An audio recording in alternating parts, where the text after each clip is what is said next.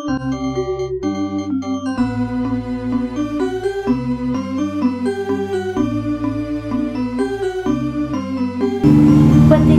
tetangga ka pasar meuli jahe ti Bu Sari. Tepangkeun nami abdi Raya Latisya Pratiwi di kelas 8E.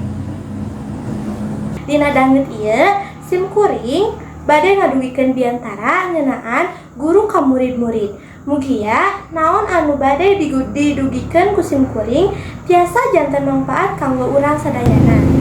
Assalamualaikum warahmatullahi wabarakatuh. Sampurasun sadayana. Wilujeng siang ka sadayana murid-murid Ibu anu dikacinta. Nu terhormat Ibu Kepala Sekolah sareng sadayana jajaran staf guru anu kusim kuring dipahormat. Alhamdulillah dina dinten ieu urang tiasa patepang deui dina kaayaan sehat walafiat. Anak-anakku sadayana anu ku Ibu dipika cinta sareng dipika banggakeun, kumaha daramang sadayana? Mugia urang sadayana aya dina panangtayungan Allah Subhanahu wa taala, dipeparinan kasehatan, kakuatan, sareng kaberkahan dina ngajalankeun sagala aktivitas.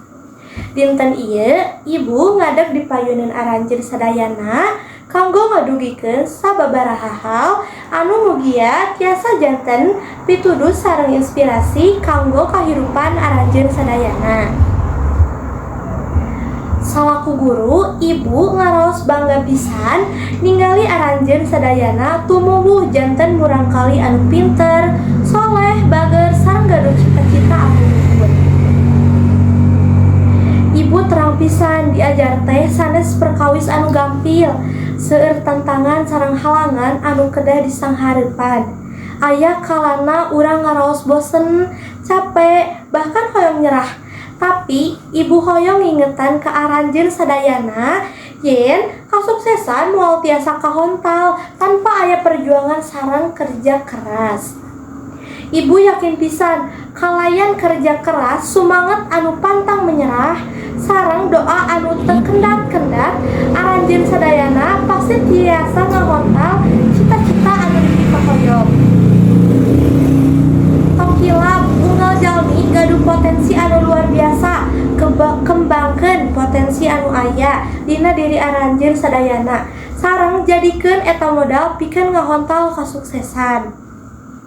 Ibu hoyong aranjeun sadayana janten jalmi anu sukses sanes mung dina widang akademik wungkul, tapi oge dina sagala widang kahirupan janten jalmi anu jujur, adil, tanggung jawab, sareng gaduh akhlak anu mulia. Jalmi anu tiasa ngabanggakeun bangsa sareng negara, sareng tiasa masihan mangpaat kanggo balarea. Ibu oge hoyong aranjeun sadayana janten jalmi anu bager kasasama, saling ngahargaan, saling nulungan, saling ngadeudeu, sebab urang hirup di dunia ieu teh kedah silih pika nyaah, silih hormatan, sareng silih ngajenan. Tong hilap kabagjaan anu hakiki nyaeta nalika urang tiasa ngabahagiakeun batur. Kasadayana anak-anakku, tong hilap ngahormat kasepuh sareng guru. Turutan sagala nasehatna sareng diajar sing giat pikeun ngahontal cita-cita. Jadikeun sepuh sareng guru salaku inspirasi sareng motivasi dina kahirupan aranjeun sadayana. Sakitu anu tiasa kapihatur, mugia aranjeun sadayana tiasa nyanda hikmah tina biantara ibu ieu. Mugia Allah Subhanahu wa taala salawasna ngalindungan sareng ngaberkahan urang sadayana. Wassalamualaikum warahmatullahi wabarakatuh.